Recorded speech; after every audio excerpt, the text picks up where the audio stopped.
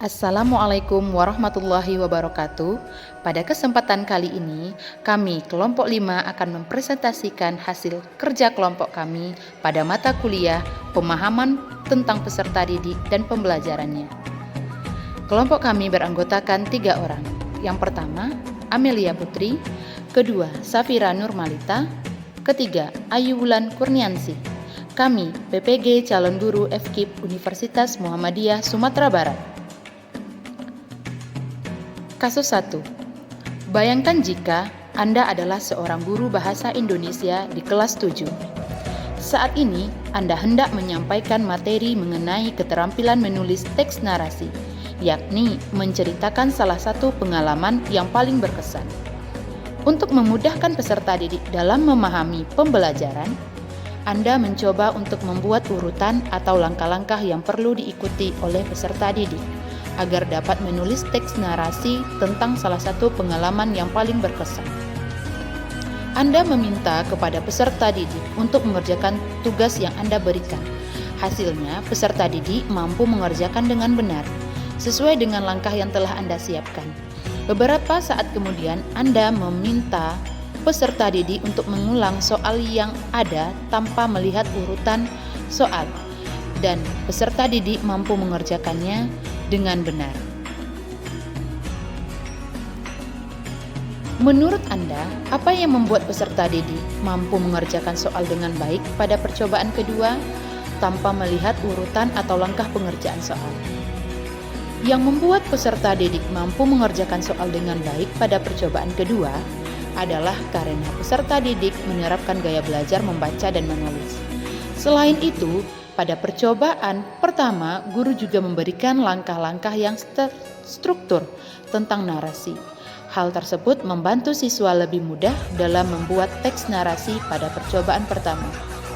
Sehingga pada percobaan kedua, siswa sudah mengingat apa saja langkah-langkah menulis teks narasi.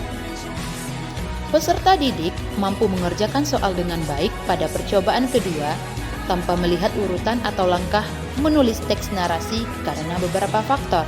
Pertama, pemahaman konsep yang diperoleh pada percobaan pertama membuat mereka memahami dasar bagaimana menulis teks narasi, sehingga mereka mampu mengingat langkah-langkah tersebut pada percobaan kedua.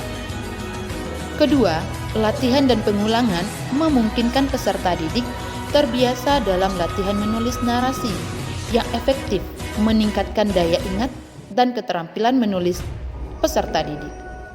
Ketiga, pengalaman berperan saat peserta didik menghadapi persoalan yang serupa, karena mereka mengaitkan pengalaman yang sebelumnya dengan soal yang baru, sehingga peserta didik mampu mengingat proses yang sudah dilakukan.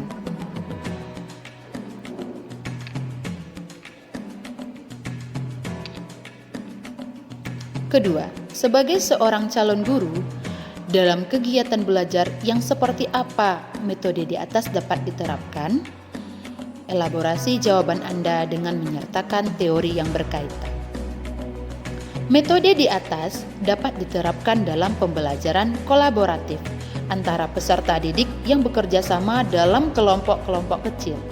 Pada metode ini, guru menyusun materi secara lengkap dan memberikan urutan atau langkah-langkah yang perlu diikuti oleh peserta didik agar mampu menulis teks narasi tentang salah satu pengalaman yang paling berkesan. Dalam proses pembelajaran digunakan teori behavioristik. Teori behavioristik merupakan teori yang mengutamakan pembentukan tingkah laku dengan cara latihan dan pengulangan. Proses belajar mengajar harus dilengkapi dengan stimulus dan respon. Guru lebih sering membiasakan peserta didik untuk belajar mandiri. Kasus ini juga dapat dihubungkan dengan teori konstruktivisme yang menekankan pada kemampuan peserta didik untuk membangun pengetahuan sendiri melalui pengalaman belajar dan pengetahuan yang sudah ada. Kasus 2. Rina adalah seorang guru di kelas 1 SD. Sebagian besar peserta didiknya belum bisa membaca dengan lancar. Rina sedang memikirkan cara yang sesuai untuk membantu setiap peserta didik menyelesaikan tantangan belajarnya. Menurut Anda, Apa yang dapat Rina lakukan untuk membantu peserta didiknya sesuai dengan tahapan perkembangan usia? Hal yang dapat dilakukan Rina untuk membantu peserta didiknya sesuai dengan tahapan perkembangan usia adalah sebagai berikut. Pertama, Rina perlu memahami tahap perkembangan kognitif dan keterampilan membaca siswa yang sesuai dengan usia kelas 1 SD. Kedua, Rina harus memberikan perhatian agar tidak menimbulkan perasaan rendah diri. Ketiga, Rina bisa memilih metode pembelajaran yang sesuai dengan usia siswa kelas 1 SD, seperti mengenalkan huruf melalui permainan dan mengenalkan huruf melalui nyanyian. Mengapa Anda menyarankan hal tersebut? Elaborasi jawaban Anda dengan menyertakan teori yang berkaitan.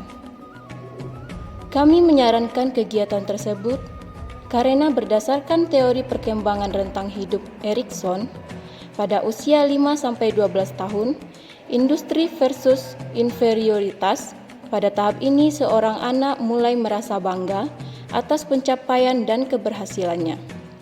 Sementara kegagalan akan menghasilkan perasaan inferioritas. Pada teori rentang hidup Erikson, anak mulai mempelajari keterampilan khusus di sekolah.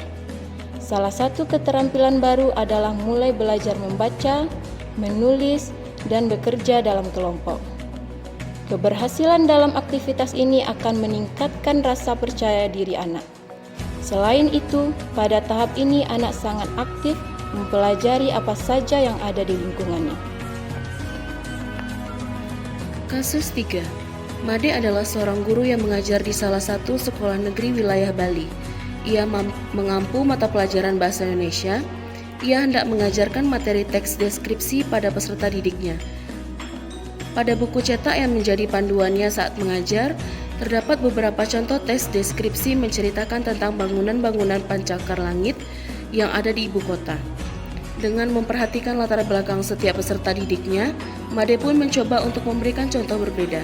Ia memberikan contoh teks deskripsi tentang pantai dan makanan khas di Bali. Yang pertama, menurut Anda, apakah pertimbangan dan keputusan Made sudah sesuai? Mengapa demikian? Pertimbangan dan keputusan Made untuk memberikan contoh teks deskripsi tentang pantai dan makanan khas di Bali kepada peserta didiknya sudah sesuai.